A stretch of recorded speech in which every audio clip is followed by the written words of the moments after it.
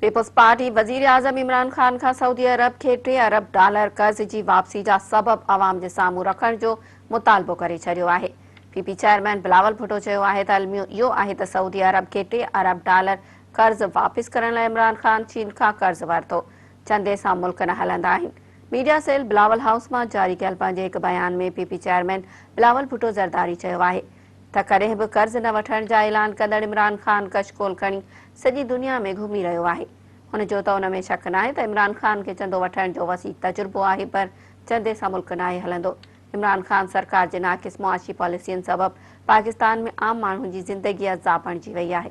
बिलावल भुट्टो ज़रदारी वधीक चयो त पौणा 2 लख रुपयनि जे कर्ज़ हेठि दबियल हर पाकिस्तानी इमरान खान जी नाअहली जी क़ीमत अदा करे रहियो आहे। जेकॾहिं ईअं ई कर्ज़ वठी पैसा करप्शन में उॾाया विया त आम माण्हू महांगाई जी चकी में ईअं ई पीसजंदो रहंदो। हुन चयो त इमरान खान वॾी ॻाल्हि आहे जे महल मां ॿाहिरि निकिरे त खेसि ख़बर पवे त आम माण्हू ईद जी तयारी लाइ बि मुआशी हवाले सां परेशान आहिनि। मुल्क जो हर माण्हू इमरान खान तब्दीली जे सुनामी जी ख़ौफ़नाक क़ीमत अदा करे रहियो आहे। हुकूमती नाअहली सबब परॾेही सीड़पकार हिते सीड़प करण लाइ तयार नाहिनि।